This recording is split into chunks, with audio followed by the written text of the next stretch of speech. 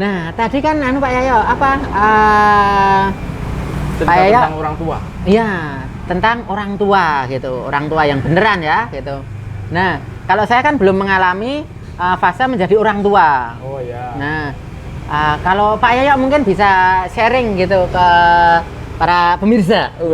Kayak tukul pemirsa. Menjadi orang tua itu ternyata tahu pengorbanan orang tua kita Iya. pada itu setelah saya punya anak juga gitu. Iya. Ternyata ngerasa ketika anaknya dikongkon ragilem itu, Iya. oh berarti sejengkel ini ya dulu bapak dulu. Sejengkel ini ya ibu Iya. waktu nyuruh aku mandi itu sejengkel. Iya. Dan ketika kita mau marah itu, berarti sejengkel ini bapakku dulu. Iya. Ketemu anakku kebetulan dua laki-laki semua, SMP kelas 1, kuliah semester 4. Semester 4. Nah, wong lanang lurus ngono kae lho. Ya. Apalagi sekarang masa pandemi. Ya. Nah, setahun tidak sekolah. Ya.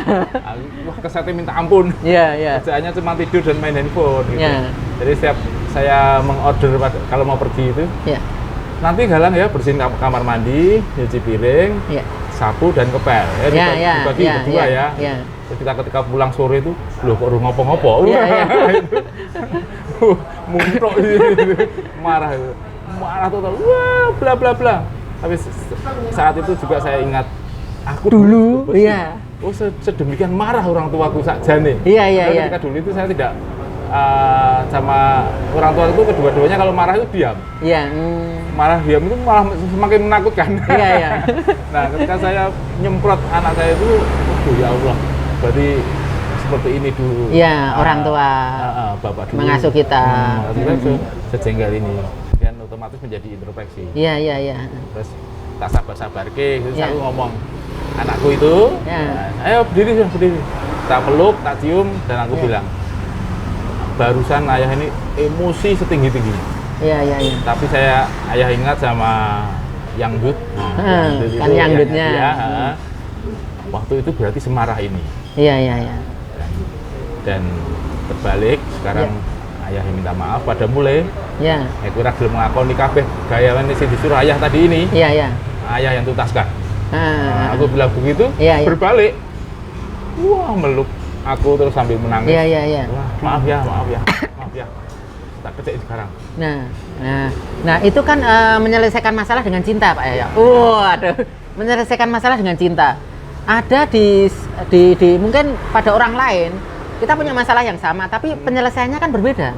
Ada yang dengan cinta kayak tadi dirangkul, terus diberi pemahaman, terus anaknya ndelalah ya kroso, ya toh gitu.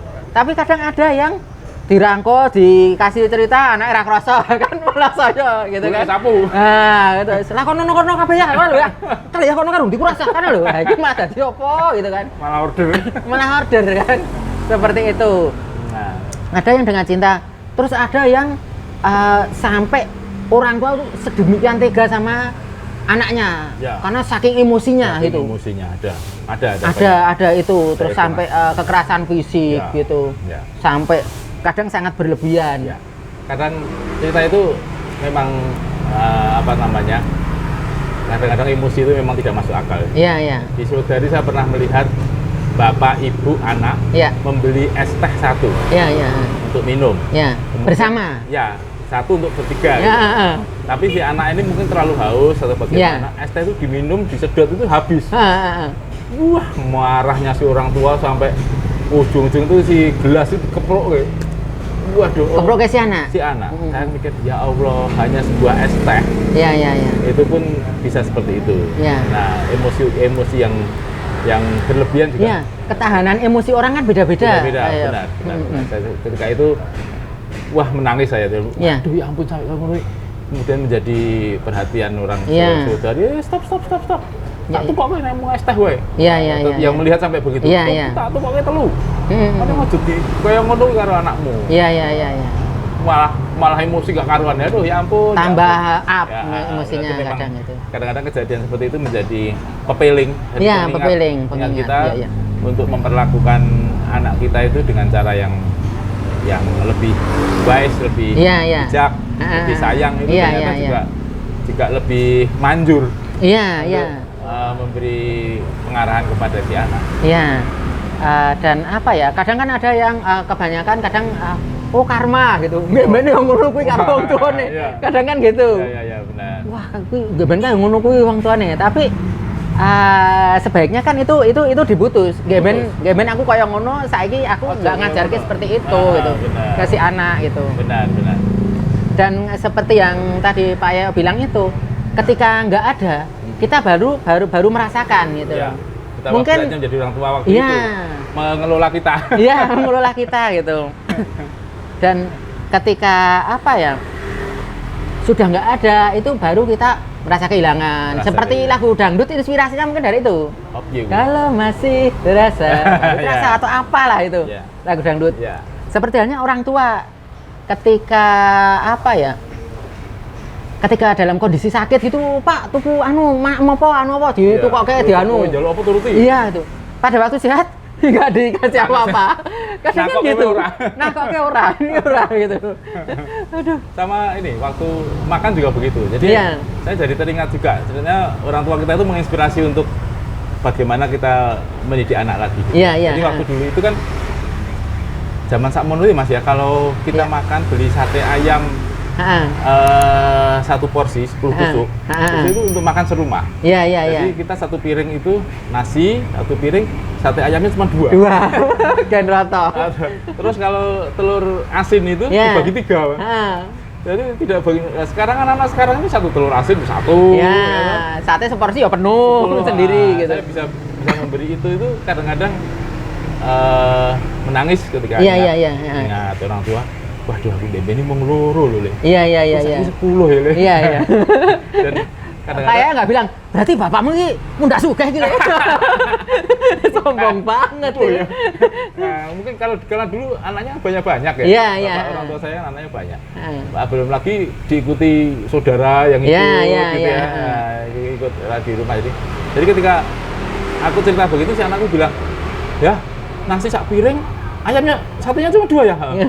Baginya piye ya? Aku juga heran kok ya bisa gitu. Dan masih telur asin juga. Nah, itu akhirnya menjadi pelajaran bagi dia. Cerita begitu dia baru tahu bahwa pengorbanan orang tua dulu itu sampai sedemikian. Iya. Nah, kadang-kadang kan waktu kita sekarang ini dengan anak-anak, kita berempat, saya, istri sama anak 2 itu kalau beli nasi ya lauknya kita beli gitu ya, sate ayam atau berapa gitu. Walaupun juga tetap sama ya, sekarang mungkin karena berempat belinya 15 tusuk gitu. Terus dibagi. Ya biasanya lagi kan kalau dulu kan orang tua di duluan. Bapak sih. Nah, sekarang ini saya balik dengan wis ayo Le, ambil sendiri nasinya. Satenya ambil sendiri. Piro-piro ya? Berapa? Terus terserah kamu maunya berapa. Nah, kadang-kadang nggak paham itu. Kadang waktu itu anak saya kecil ngambil langsung 5. Karena anaknya 2, 5 entek loh, bapak ibu mama apa itu. Nah, itu kan sebenarnya apa ya? Sarana berlatih juga gitu loh. Berlatih empati gitu. Tapi waktu itu lucu juga gitu. Saya sama istri juga kok tindak kali dia ibu isben apa-apa. Selesai dia makan, itu terus selesai makan, si ibu baru tanya si istri, kok bagi loro terus bapak ibumu makan apa Le? Nah, disitulah kita ketawa. Wah, lucu tenan iki. Jadi bapak ibumu makan nasi karo sambelnya. Tapi ya mereka merasa bersalah. Tapi akhirnya kan tahu. Tahu. Harusnya memang begini aturannya. Bukan berarti kita sebagai orang tua terus ngeprank kan.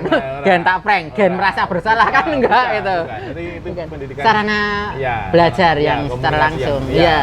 Kita melakukan hal itu. Akhirnya kan mereka lebih paham. Akhirnya juga, empatinya lebih terasa. Akhirnya kan kalau kita beli, dia yang buka, yang nyiapin, terus ayah ibu sih, ambil sih. Iya. Dia yang terakhir. Dan tetap saja mereka mendapat bagian lebih banyak daripada kita yang sudah tua ini, makanya kan istilahnya oke nih kerep istilahnya orang tua nyari uang, taruh kata kan ya untuk siapa juga, bukan juga untuk anaknya kan. Kalau untuk orang lain itu malah jadi masalah. Itu sedekah lain lagi. Kategorinya lain lagi. Mending sedekah orang lain yang benar-benar lain. Itu malah jadi masalah kan. Seperti itu. Mas. Nah, jadi barangkali buat teman-teman gitu yang lagi apa ya,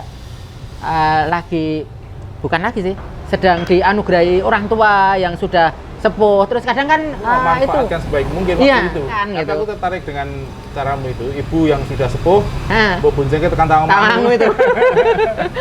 Itu menarik. Terus kadang kan ada temen lho, Mas, mau suara mesake, wong ibu-ibu di mbah wis sepuh kok gitu kan. Ya mandeke pengokeh, mandek terus jajan. Mandek jajan gitu. Faktanya ibu juga happy gitu. Happy, iya.